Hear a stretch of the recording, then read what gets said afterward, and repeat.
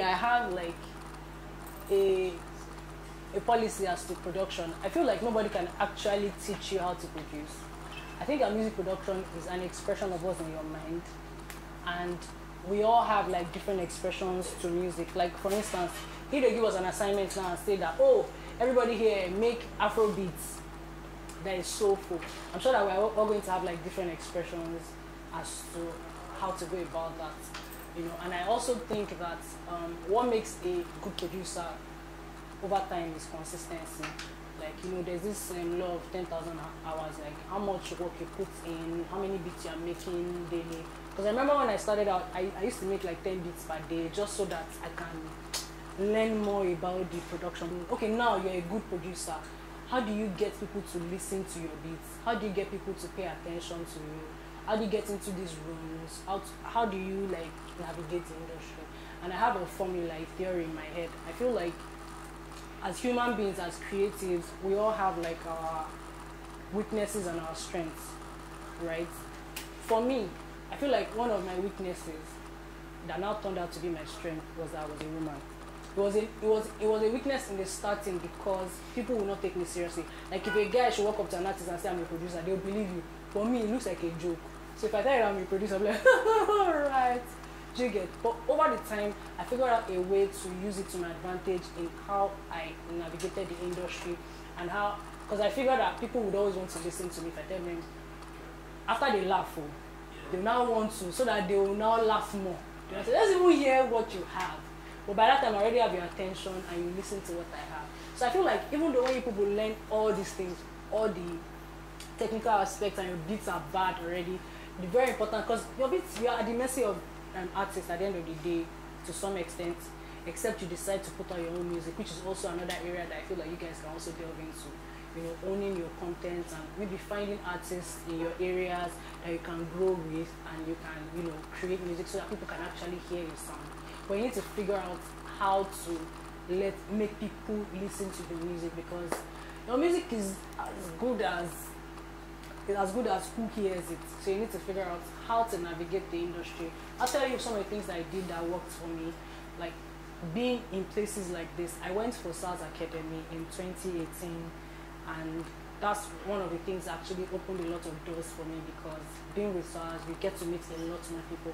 So I'd like to implore you to, now that you're here, network amongst each other. You can never tell who is who here, who's going to be like the next Grammy Award winning producer here. And some of the people that they bring here as well, network with them. You never can tell. They might be the ones that will give you like an opportunity to, you know, to the bigger step. I feel like, you know, one of the problems that Nigerian producers have had over the years is that we've always been dependent on the artist. I feel like this new generation of producers that are coming out now, we should be more intentional with our music and take charge.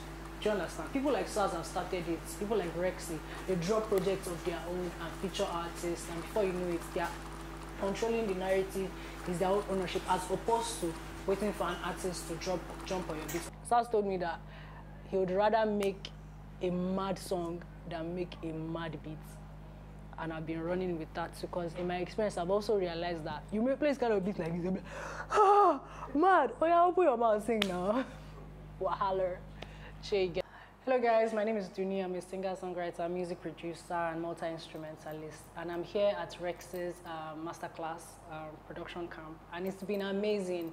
I've had a blast. For me, it's a great opportunity to be able to just share a little of my knowledge, out of the wealth of my knowledge, if I do say so myself, with these guys. And it's also amazing to also hear back from them, because I feel like a lot of them already have, like, you know, they're in a good creative headspace. So I am also grateful to Rexy. I've told him this before, and I'd like to say this on camera as well, that this kind of initiative is very imperative in the industry that we are in right now, because I'm sure like if older producers than us had these opportunities, the road would have been smoother for them. So for someone like Rexy that has had his teeth cut in the industry to show the way to these younger producers, it's actually a lot that is giving back to the industry as well. And I also told the guys, I told them that I look forward to, in the next 2 years, 3 years, seeing them, you know, with hit records and seeing them on top of their game. That would be really nice. So thank you.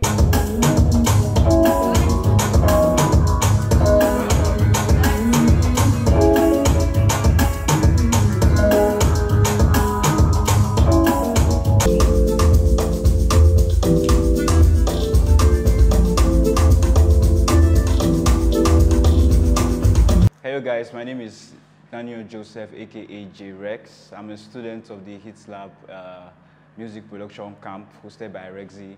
And my experience so far has been awesome, it's been great. I've had a fun time meeting like-minded people like me, other producers.